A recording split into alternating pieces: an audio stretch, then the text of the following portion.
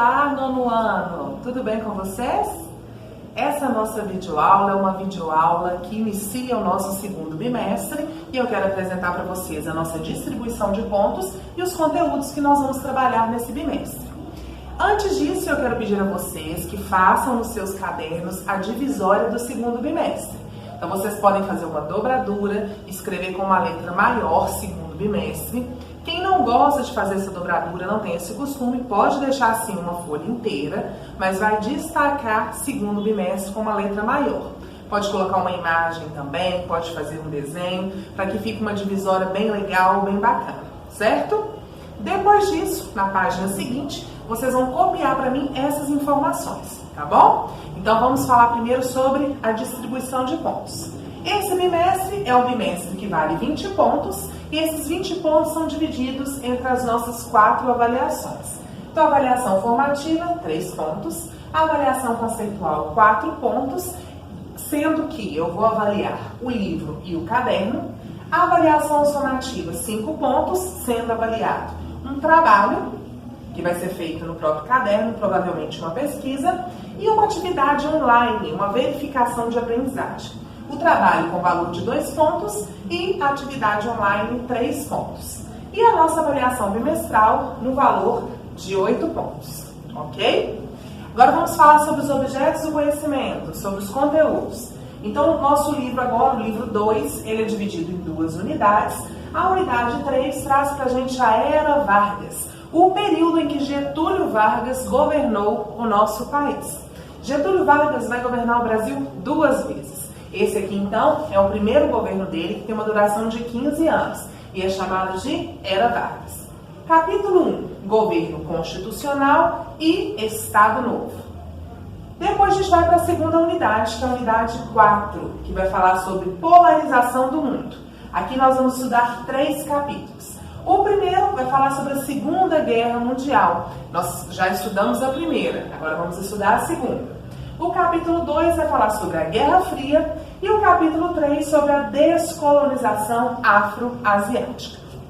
Vamos aproveitar essa nossa videoaula já para introduzir o primeiro conteúdo, que é sobre a Era Vargas. Vamos lá? Então, começamos aí a tratar da Era Vargas, iniciando na página 100, política do café com leite. Daqui a pouquinho a gente vai entender o que foi, mas nesse momento a gente vai pontuar a insatisfação de grupos. Haviam integrantes da classe média e da elite de alguns estados que estavam descontentes com essa política realizada pelos políticos da região sudeste do Brasil, principalmente de São Paulo e Minas Gerais. Esse acordo deixava de fora, meio que excluídos da presidência da República, as elites das regiões Norte, Nordeste, Centro-Oeste e Sul. Então, os interesses dessas 4 regiões acabavam ficando em segundo plano. Nas eleições do ano de 1930, o presidente da República no Brasil era Washington Luiz. E de acordo com a política do café com leite, Washington Luiz, que era paulista, deveria indicar um mineiro para a presidência da República. Só que o Washington Luiz faz diferente e indica outro paulista chamado Júlio Prestes. Ele deveria ter indicado o governador de Minas Gerais, que na época era o Antônio Carlos de Andrada. Por que o Washington Luiz fez isto? O Washington Luiz, ele fez isso porque o nosso café estava decaindo muito, o preço do nosso café. Isso tudo ligado àquela crise que aconteceu nos Estados Unidos, que nós estudamos no primeiro bimestre, que é a crise de 1929. Então, nós vimos que os Estados Unidos eram o nosso maior cliente e ele deixou de comprar o nosso café, então isso reduziu muito as nossas exportações. E os paulistas, que eram os maiores produtores de café no momento, começaram a pedir atitudes do governo federal. Vamos entender agora no nosso segundo slide o que era a política do café com leite.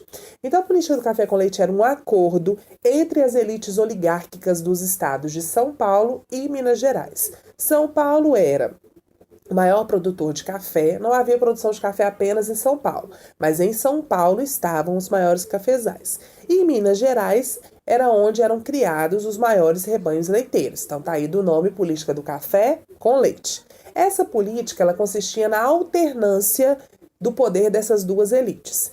Então, se o presidente da República era paulista, nas eleições seguintes ele deveria indicar um mineiro. E se o presidente era mineiro, nas eleições seguintes ele deveria indicar um paulista. E como eram eleições muito corruptas, muito fraudulentas, era possível, que realmente essa política fosse colocada em prática.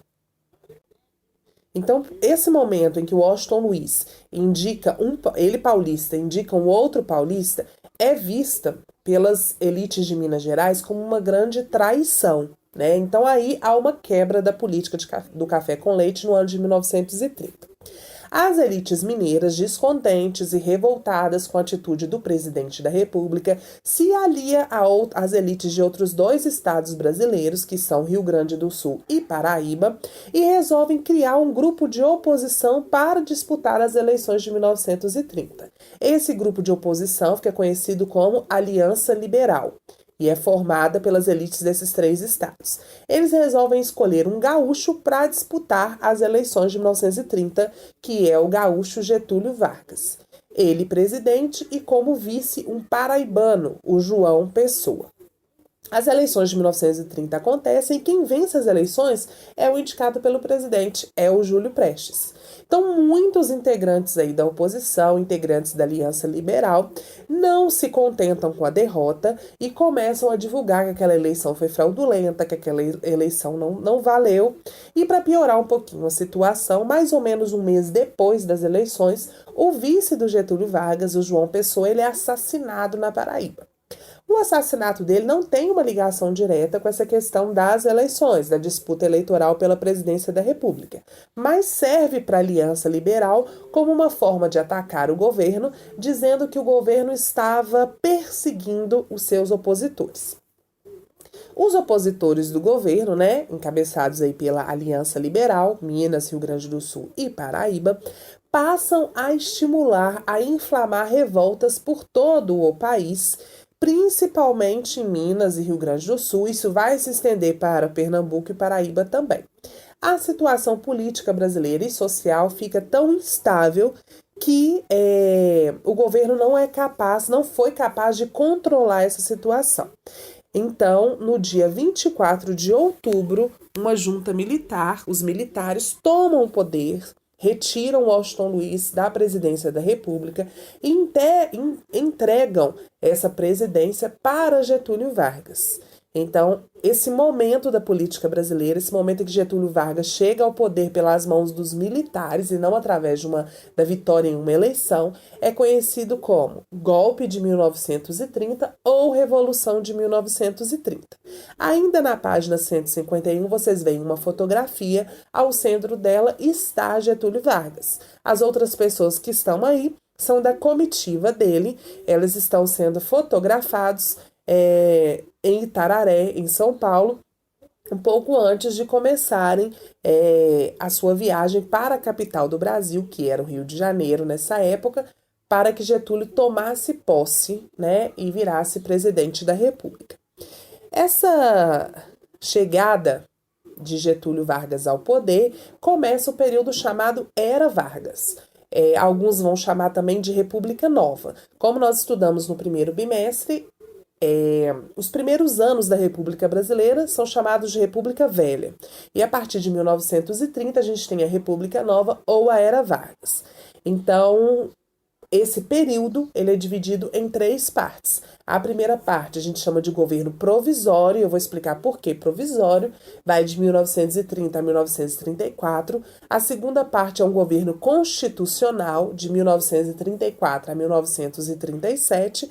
E a terceira fase é chamada de Estado Novo, de 1937 a 1945. Então, juntando aí, a Era Vargas conta com 15 anos em que Getúlio Vargas fica no poder. Vamos falar da primeira delas, que é o que a gente vai tratar na aula de hoje, que é o governo provisório. Aí já está na página 152 do seu livro. Quando Getúlio Vargas assume o poder, ele assume em caráter provisório, por isso o nome desse período.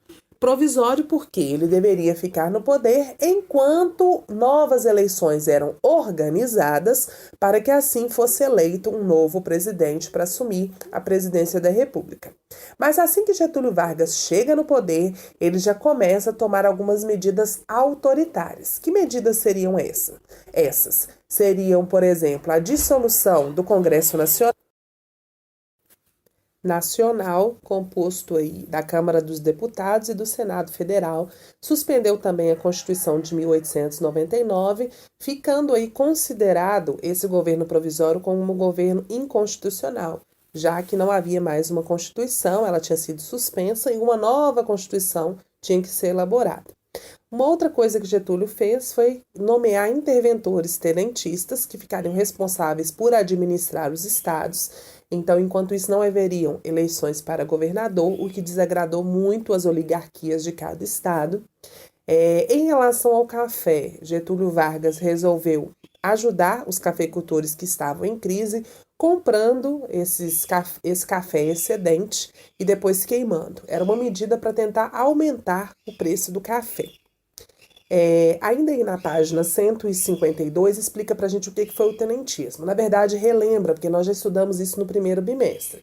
Então, o tenentismo foi um movimento das alas militares que acreditavam que os militares tinham o dever de moralizar a política brasileira, colocar fim às fraudes eleitorais, fazer reformas políticas e sociais.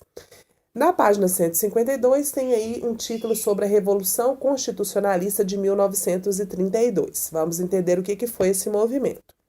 Os políticos paulistas, eles estavam muito insatisfeitos com a perda do controle central, a perda do controle sobre o poder central. Desde que Washington Luiz foi retirado do poder, que era um paulista, quem foi colocado ali foi um gaúcho, teve essa questão da aliança liberal ascender ao poder, e chegando ao fim a política do café com leite. Então, os paulistas estavam muito insatisfeitos com essa nova organização do Brasil, insatisfeitos também com o fato de o governo federal nomear um interventor que não era paulista para governar o seu estado. Então, para tentar acalmar um pouquinho os ânimos, Getúlio Vargas resolve, em fevereiro de 1932, nomear um interventor paulista para o estado de São Paulo, que era o civil Pedro Toledo, e também publicar um novo código eleitoral. Só que essas medidas aí não foram suficientes para acalmar os ânimos, para conter os opositores. No dia 23 de maio de 1932, na cidade de São Paulo, houve um confronto muito violento entre manifestantes e polícia, onde 4 estudantes foram mortos. O Mário Martins de Almeida, Euclides Miragaia, Drauzio Marcondes de Souza e Antônio Camargo de Andrade. As iniciais desses 4 jovens, que é MMDC, elas foram usadas como símbolo de resistência e também usada para nomear uma organização civil e secreta que começou a oferecer treinamento militar para quem era opositor ao governo federal, e eles usavam também essa organização para divulgar mensagens contra o governo de Getúlio Vargas nos jornais e nas rádios. Em 9 de julho de 1932, os membros dessa organização e outros revoltosos também saíram às ruas com o objetivo de pressionar o governo federal para que novas eleições acontecessem, para eleger um presidente que fosse eleito de forma democrática. E pedindo também uma Assembleia Constituinte para que uma nova Constituição fosse escrita. Então, esse movimento aí ficou conhecido como Revolução Constitucionalista. Queria-se uma mudança na política brasileira, que era essa questão das eleições diretas, e queriam também que uma nova Constituição fosse elaborada. Então, esse momento, essa manifestação, recebeu esse nome de Revolução Constitucionalista. Essa revolta durou 3 meses e acabou mobilizando milhares de pessoas. Essas pessoas se organizaram para poder auxiliar os revoltosos com armamentos e com outras necessidades, inclusive até cuidar dos médicos, se assim fosse necessário. Os paulistas, eles esperavam que Minas Gerais e Rio Grande do Sul ficassem do lado deles, vendo que essa manifestação estava crescendo tanto, e apoiassem essa luta, pedindo novas eleições e pedindo uma nova Constituição.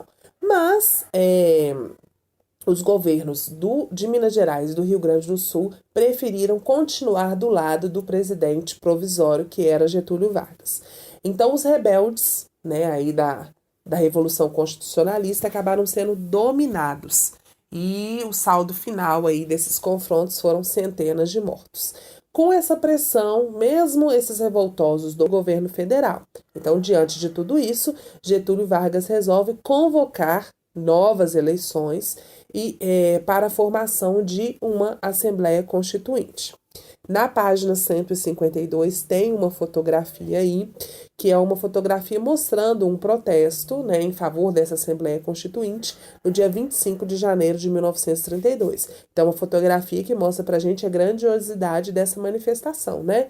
Era um protesto que mobilizavam muitas pessoas. A Assembleia Constituinte, de fato, vai ser convocada e a nova Constituição ela começa a ser elaborada. Só que nós vamos estudar este assunto na nossa próxima aula síncrona, tá bom?